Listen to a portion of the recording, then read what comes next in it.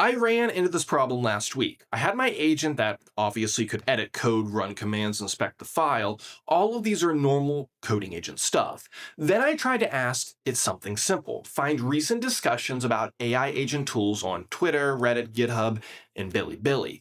That's where things start to broke because the agent was small enough to summarize the research, but not reliable enough to go get the research while also running my code. This is Agent Reach. It has over 28,000 stars, installs with one command, and it's built around one very simple practical idea. Stop making us manually wire internet access into every agent workflow. Let's see how all this works in the next few minutes.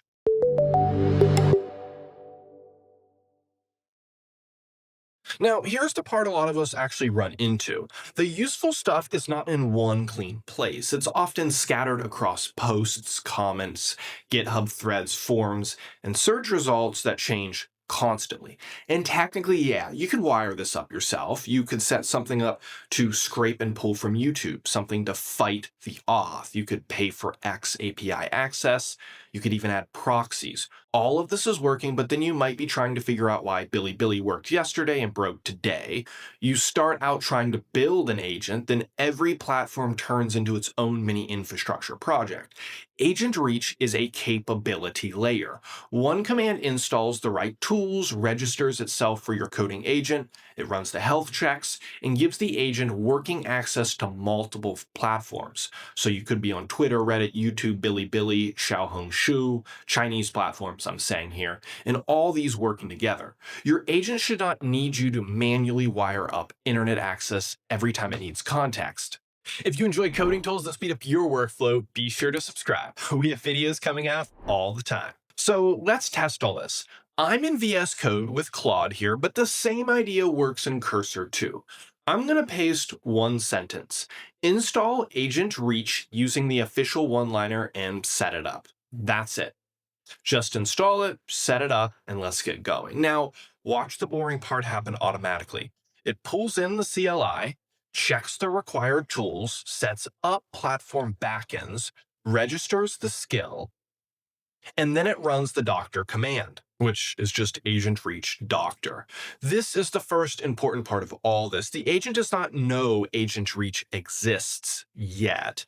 It can actually use it though now. So now let's ask something more real.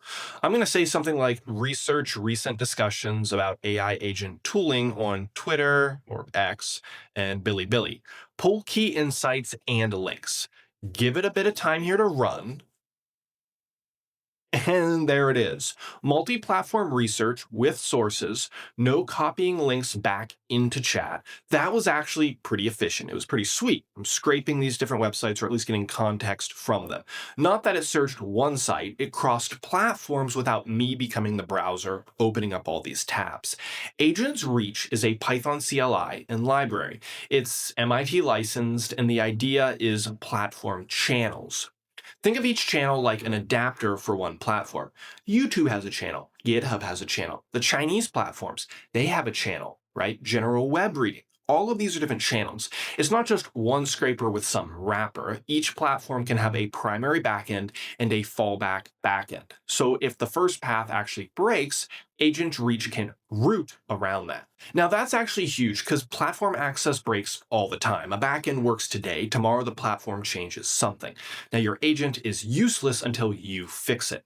Agent Reach tries to move that maintenance problem out of our projects and into a shared accessed layer. Bilibili, the Chinese platform, is a good example, and other restricted Chinese platforms. They are good examples of this. When one approach stopped working reliably, the backend could be switched to a better platform-specific tool.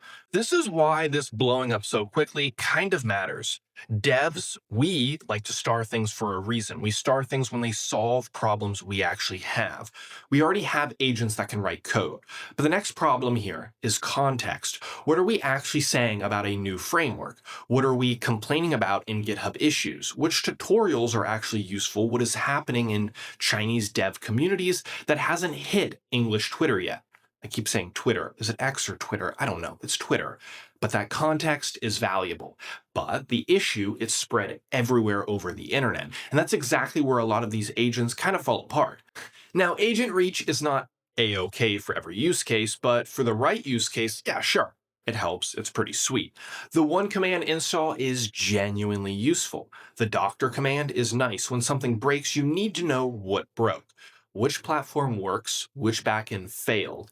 Then the platform coverage is unusually useful, especially if you care about both Western and Chinese platforms.